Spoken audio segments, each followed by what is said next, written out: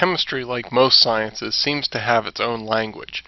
And in our language of chemistry, the element symbols would be analogous to our alphabet. And just as when you first learn your alphabet, you can then put those letters together into meaningful arrangements to form words which actually represent specific ideas or actions. In chemistry, we can put the element symbols together in particular orders, in particular ratios, to represent actual substances. And so the chemical formulas that we're going to take a look at and how to write formulas for and how to name them are like our words in the language of chemistry.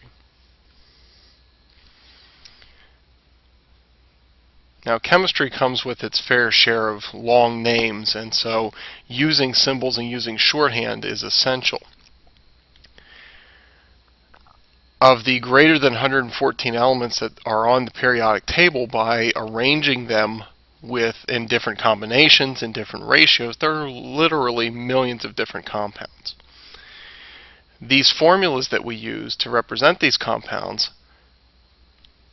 are used because it simplifies our work quite a bit, and it tells us a lot about the compound itself. Now, when we look at the periodic table and we see the different names that each of the elements has, these names can come from a variety of sources.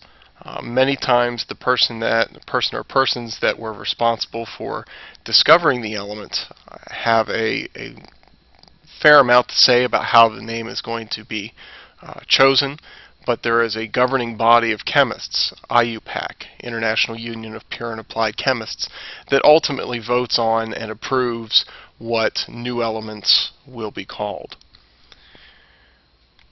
But in terms of where do the names come from, it could be based on what the element was used for. For instance, sodium is an element that was found in a compound used to treat headaches, and the Arabic word for headache was Suda, S-U-D-A.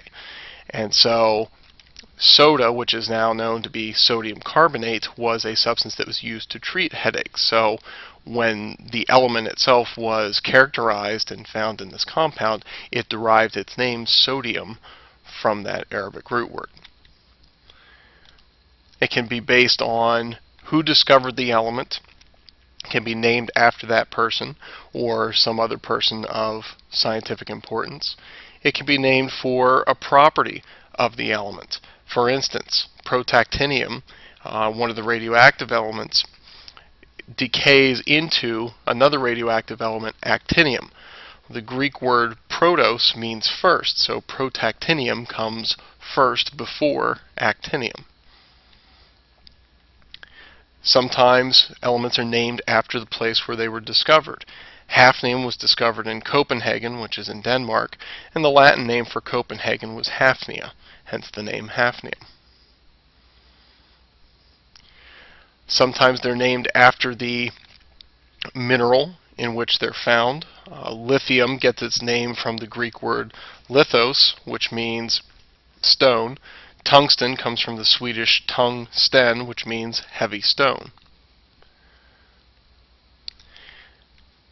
And many times, especially with the heavier elements, the names are based off of important people or places that IUPAC scientists feel deserve recognition by having an element named after them.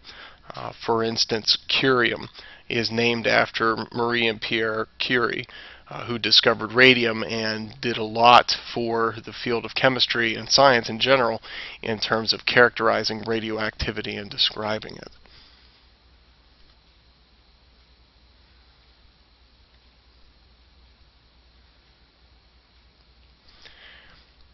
Now, with the 114 elements, it's necessary to be able to have a systematic way of shortening even those names into symbols that can be easily remembered and used. And there have been many systems of doing this throughout the years. Some of the earliest ones used different diagrams to represent different elements. But it was the Swedish chemist Berzelius that came up with our modern system of using 1 or 2 letters to represent the elements. And typically what he did was use the first letter of the name, first letter being the most important letter, but inherently you run into a problem because there's only 26 letters in our alphabet and there's over 100 elements. So there is going to be some repetition. Now sometimes the Latin name for the element is the focus or the source of the symbol that is used for each of those elements. And if it's necessary, which it does become necessary to use a second letter, usually it's either the second letter or another unique important letter from the name that is utilized. Now the reason that some of the elements and their symbols seem to be so odd is that these elements, many of them are ones that have been around since ancient times. And in those ancient times, the language of the scholars, the language of the educated, was Latin. Latin was considered the language of learning. So many of the symbols are derived from the Latin names for those elements. For instance, sodium, Na, there's no N in sodium, there's no A in sodium, but the Na is derived from the Latin name for sodium, which is natrium. And so when you consider what the Latin equivalent of the element's English name is, then it becomes much easier to see how the symbol was derived. So antimony, symbol of Sb, is derived from the Latin name stibium. Copper, the symbol Cu, the C isn't too difficult to understand, but the U is a bit of a mystery until you consider the Latin name for copper is cuprum. The symbol for gold is Au, derived from the Latin name aurum. Iron, with its symbol of Fe, comes from the Latin name ferrum. Lead, with its symbol of Pb, is derived from the Latin name plumbum, and we can think of a few other examples in our English language of words that are derived from the same root word, plumber being one of them. Plumbers work with pipes that deliver water, and water pipes used to be made out of lead until it was discovered that lead had its own inherent health effects, and so lead is no longer widely used for plumbing pipes. Mercury, with its symbol of Hg, comes from the Latin name hydrogyrum. Silver, another precious metal, with its symbol of Ag, comes from the Latin name argentum. Sn for tin is derived from the Latin name stannum. And while most of the elements that have unique symbols are derived from Latin names, not all of them. The symbol for tungsten is W, which is derived from the German word wolfram, and this is derived from the name of the mineral that tungsten is isolated from, which is called wolframite.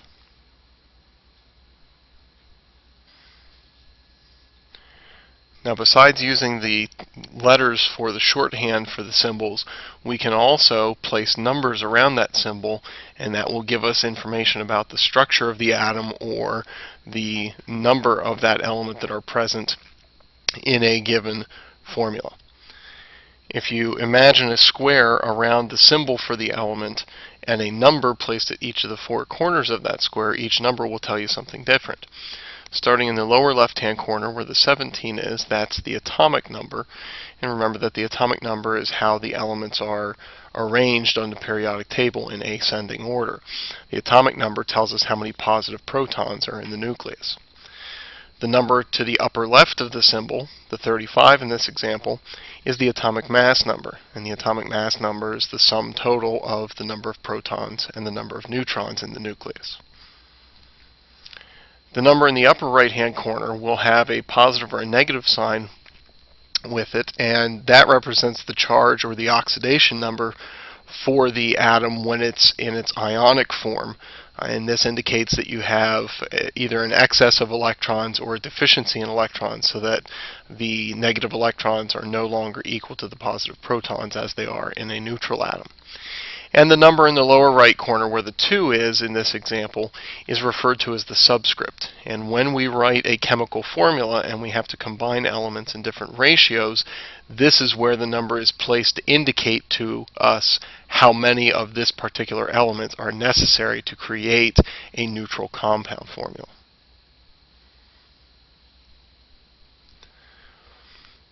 Now, chemical formulas, if you recall, are analogous to the words in our language of chemistry. And what a chemical formula is, it's a combination of individual element symbols that represent the composition of a compound, just like letters in the alphabet, a combination of letters of the alphabet that represent a specific object or idea are words. So our chemical formulas are very much like words in our English language. A formula is going to show us two things primarily. First of all, it will tell us what elements are present, and it will also give us the relative number of atoms of each element present in that compound, and this is where the subscripts come in.